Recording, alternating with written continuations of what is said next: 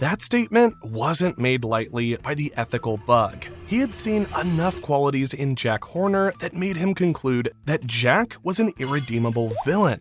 But what if you wanted to build something like that from scratch? What do you add? And more importantly, what do you leave out?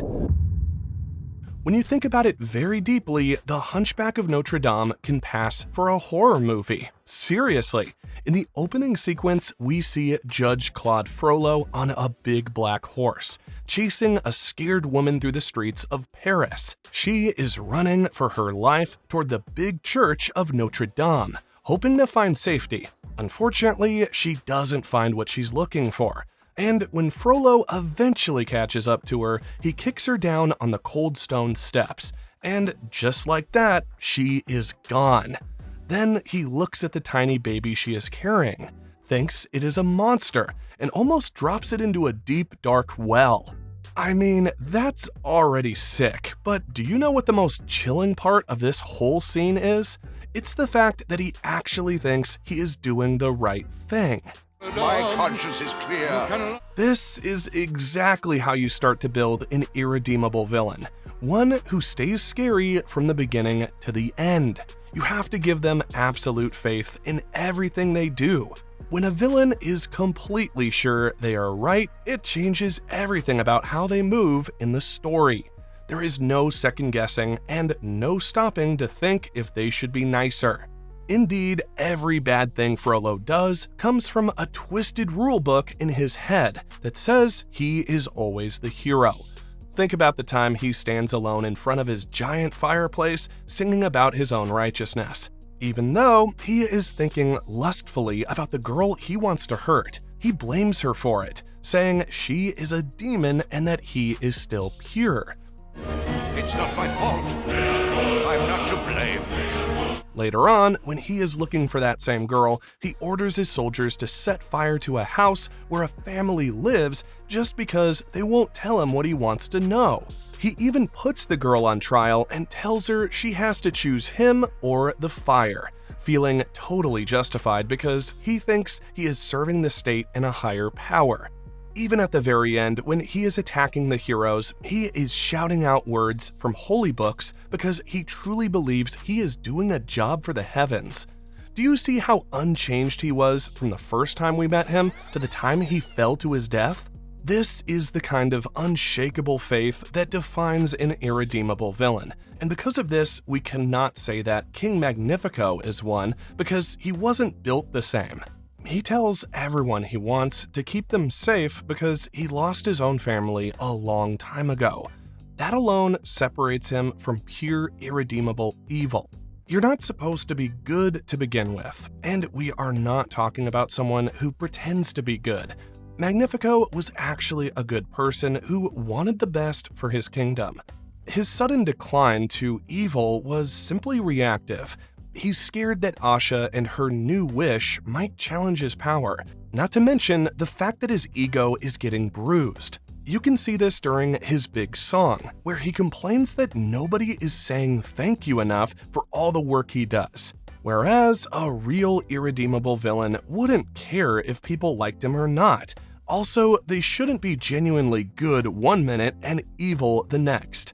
Even with hours to spare, irredeemable villains are never just reactive.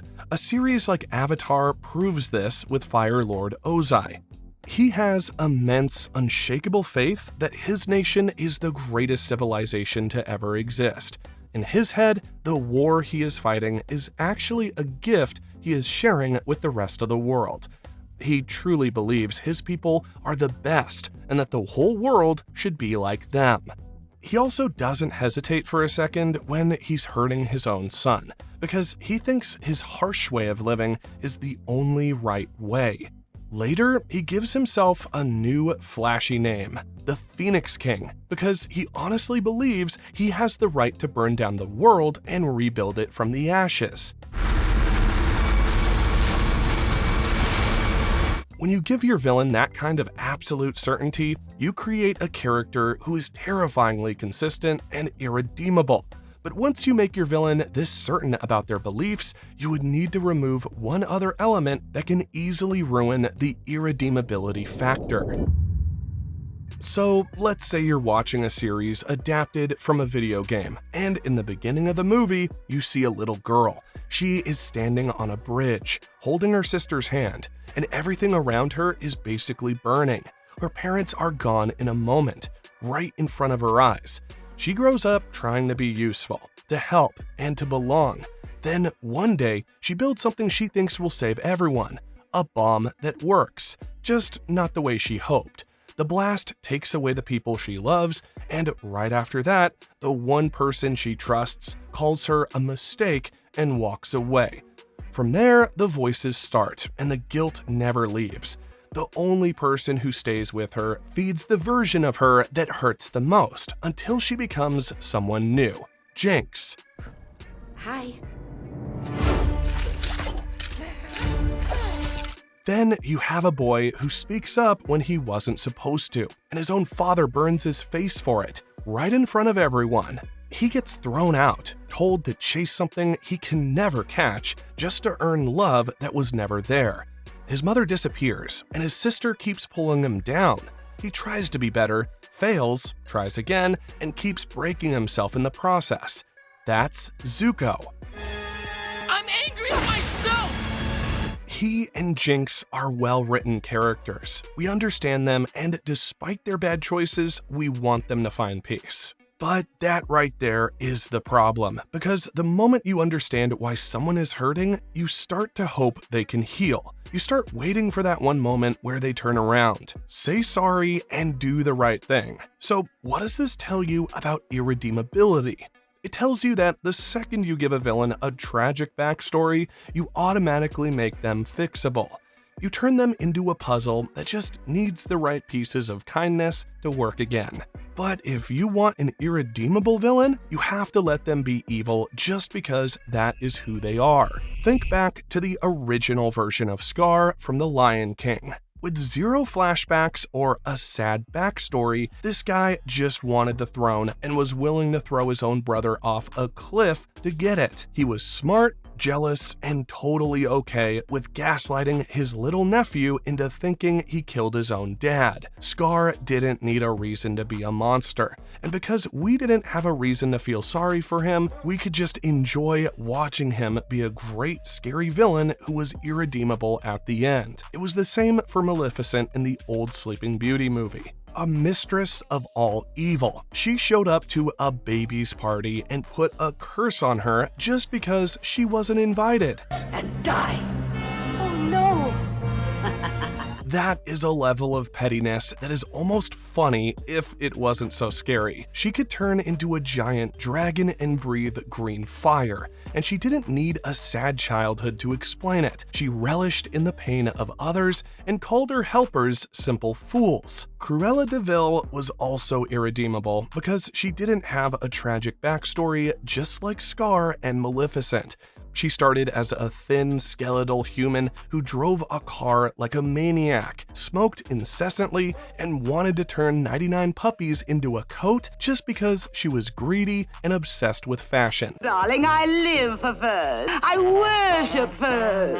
But look at what happens today when these movies get remade. Suddenly, we are told that Maleficent was actually a protector who got betrayed, and Cruella was just a girl who lost her mom. By trying to explain them, the movies actually turned these giant, iconic monsters into regular people who just had a bad day. They become relatable, and when someone is relatable, you start expecting them to be redeemed. You lose that feeling of true danger because you think, oh, they're just hurt. So if you want to write a villain that really sticks in people's minds, you have to realize that the audience doesn't actually care about the backstory. There is one funny exception though, and that's Jack Horner. He actually was given a backstory, but it worked because it wasn't tragic at all. His tragedy was simply that a magical puppet was more popular than him, for like 5 minutes. It was ridiculous, and it made him even more of a jerk because he had every reason to be a good person and chose to be a monster anyway. When you strip away the reasons and the excuses, you're left with something much more interesting. You get a character who is fully enjoying their evil deeds. But the truth is, removing the tragic backstory might still not do much good if you fail to add certain peculiar traits that psychologists spent years understanding. Towards the end of 2025, we released a video about how to and not to write a psychopathic villain. You can go check that out here if you haven't. But a recap is necessary here to show you how an irredeemable villain needs to be psychopathic to work. Now, when we talk about psychopaths in movies, we are referring to someone whose brain is wired differently. They don't feel the tug in their chest that tells them when they are hurting someone. They don't feel bad or sorry. And most importantly, they actually enjoy the mess they make. Think of it like this. Most people have a little internal compass that points towards being kind. But a psychopathic villain has a compass that only points toward what they want, even if they have to walk over everyone else to get there. Psychopathic villains can appear in different forms. Some are high-functioning psychopaths, that is, the ones who wear a mask. They act like they are good, proper, or even holy, but are actually devils. Judge Frollo is the perfect example of this. He uses his religion to hide the fact that he is a cold, manipulative monster. He is dangerous because you don't see the teeth until it's too late. Then you have the ones who don't bother with a mask at all. These are the openly sadistic psychopaths who want you to watch them have fun being bad. Jack Horner is a textbook case of this. He loves being a monster and laughs when people call him out on it. But we aren't going to talk too much about Jack right now, even though he fits this perfectly, because we have a much more important task for him later in the video. Instead, let's dive into a villain who is basically a masterclass in writing psychopathy for an irredeemable character. Name's Bill Cipher, and I take it you're some kind of living ventriloquist dummy? Bill Cipher from Gravity Falls is a nightmare dressed as a yellow triangle.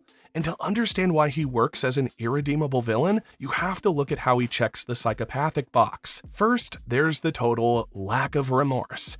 Most villains might feel a tiny bit bad if they hurt their family. But Bill, he literally destroyed his entire home dimension and everyone he ever knew, including his parents, just because he thought they were boring and flat. When you write an irredeemable villain, you have to give them that kind of coldness. Bill is famous for this. When he enters our world, he wants to play with it in the most painful ways possible. Woo! Woo! Pain is hilarious! He rearranges the holes in a man's face just to hear him scream, and he turns humans into stone just so he can stack them up to make a throne. That's the trait of sadism, getting a real, genuine thrill out of someone else's pain. Then there's the manipulation. A psychopathic villain is an expert at finding your weakness and using it to turn you into a puppet. Bill did this to Ford for years, pretending to be a helpful muse just so he could get a portal built. He even stole Dipper's body and mocked him for being such a puppet and for trusting him. This is a key part of the recipe. These villains think they are much better and smarter than everyone else. They have this huge sense of self-importance where they believe the whole universe is just a game for them to win. But even more shocking, everything Bill Cipher does is for his own fun. Whether he's killing Time Baby just to show off or turning people into literal banners for his party, he is showing us that he has zero empathy. By giving your villain these traits, the enjoyment of pain, the expert lying, and the total lack of a heart, you create a character that the audience knows can never turn good. It makes every scene they're in feel dangerous because we know there's no limit to what they'll do. They just keep pushing and pushing until everything is in ruins. But this unstoppable nature works best if it is paired with this next thing when writing irredeemable villains. To make a villain that can never be fixed, you have to make them a force of nature. Psychopathy already creates the foundation for this. However, you still have to present them as a menace. This is because if your villain doesn't feel like a real danger, the audience will never believe they are irredeemable. We see this happen a lot in the Despicable Me franchise. Even though we love those stories, the villains are written as comic relief. Vector, for example, tries to act like a big criminal mastermind, but the Piranha Gun? Oh, come on. Who would ever take that seriously? When he ends up stuck on the moon, or was it Mars now, just dancing around, his defeat feels like a joke. It is the same thing with El Macho, who starts off sounding threatening, but then we see him dancing salsa and using a killer chicken that is just there for cheap laughs. His fake death story about riding a shark into a volcano is so over the top that it's hard to take his actual malice seriously. And when he is finally defeated by a fart gun, any chance of him being a true menace is gone. It is totally okay to like these characters for a funny movie. But if you want people to be truly afraid, you have to look at villains who act like an unstoppable force. Someone like Drago Bloodfist. He is a true menace, a force of nature who turned a giant bewilderbeast dragon into a weapon of war. He wears a coat made of dragon skin and has deep scars to show he has survived a lifetime of destroying things. He tells everyone that he will free the world from fear by becoming the most feared thing in it. He ignores mercy and chooses power every single time, making him someone the hero can never talk into being good. Later, he commands his bewilderbeast to kill the peaceful Alpha Dragon, so he can be the only one in charge. Then he orders it to hypnotize Toothless, which leads to the death of Stoic.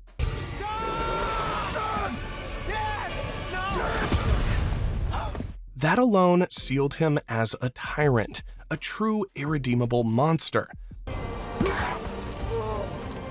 Gather the men and meet me at birth! Toothless! Then there is Shan Yu from Mulan, a warlord who is another force of nature. When he captures 2 spies and asks how many men it takes to deliver a message before having one killed, How many men does it take to deliver a message? 1. he is showing a cold and callous brutality that makes everyone tremble. He treats the Great Wall of China like it's just a little hurdle, and he impales a soldier with his own empire's flag to show he has won. But perhaps more frightening was when he killed an entire village. To make this more shocking, the movie stays chillingly quiet to show how total his victory was. Even after a giant avalanche buries his whole army, he just digs himself out of the snow, furious and ready to keep fighting. He has nearly superhuman strength, breaking through palace roofs and hacking through wooden pillars with ease. He doesn't fear death and only respects raw power. And that's another thing you need to know about Menace. You see, to write a villain like this, they must be extremely good at what they do. They have to be so smart and so strong that the hero has to grow and change just to stand a chance. When the villain's evil feels personal and targets the hero's heart, that is when the menace is at its peak. This kind of villain doesn't need a hug or an apology and can never be redeemed. This is why this last bit about irredeemable villains is probably the most important, and perhaps only Jack Horner can help us understand better. In 2009, Michael Connelly published a book called The Scarecrow. It is a thriller about a serial killer called, well, the Scarecrow. In the book, Connelly makes a fascinating quote that goes like this: "There were a billion lights out there on the horizon, and I knew that all of them put together weren't enough to light the darkness in the hearts of some men." Connelly was trying to highlight the inability of external light to fix inner darkness. Having Connelly's quote at the back of your mind when writing an irredeemable villain is what seals the deal for you. It tells us that some people don't want to be saved, even if you hold a flashlight right in front of their eyes.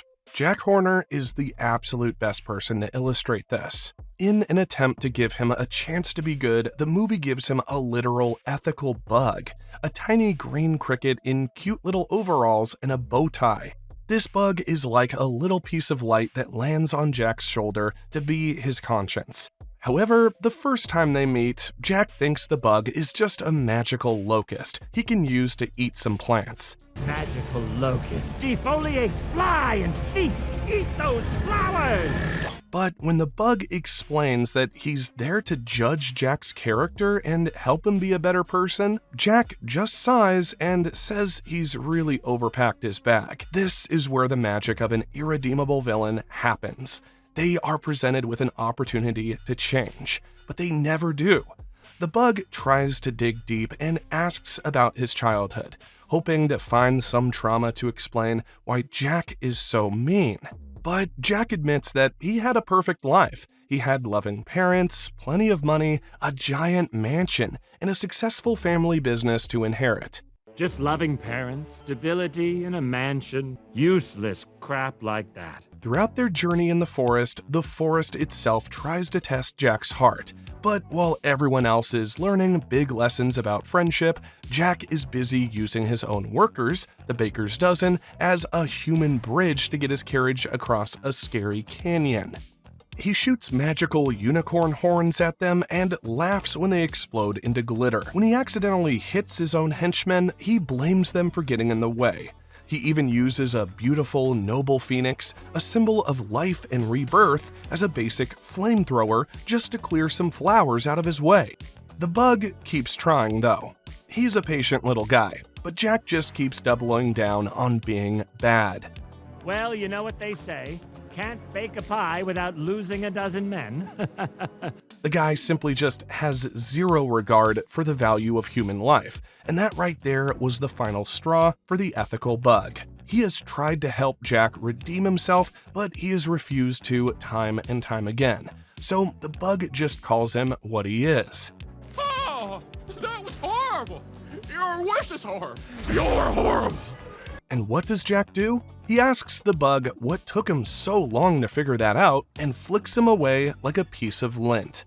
That is the secret to writing a villain who can't be redeemed. They have to see the chance to be good and actively say, no thanks. Even when Jack is giant-sized and the cute little dog Perito tries to use his big sparkly eyes to melt Jack's heart, Jack just looks at him and says he's dead inside. How you think that would work on me? Don't you know I'm dead inside? He knows he's a monster, and he loves it. Then, at the very end, when the wishing star is exploding and he is about to disappear forever, he just wonders what specifically he did to deserve this, which makes his defeat feel so much better. This is exactly what Michael Connelly meant when he said that not even a billion lights can light up the darkness in the hearts of some men. Writing a character like this is all about making sure that even when the sun is shining right on them, they choose to stay in the dark. But while these irredeemable monsters came from any studio, not all of them have maintained that level of quality we used to love. To see how different creators now handle these big bads, you'll want to see our deep dive into what Sony understands about villains that Disney doesn't.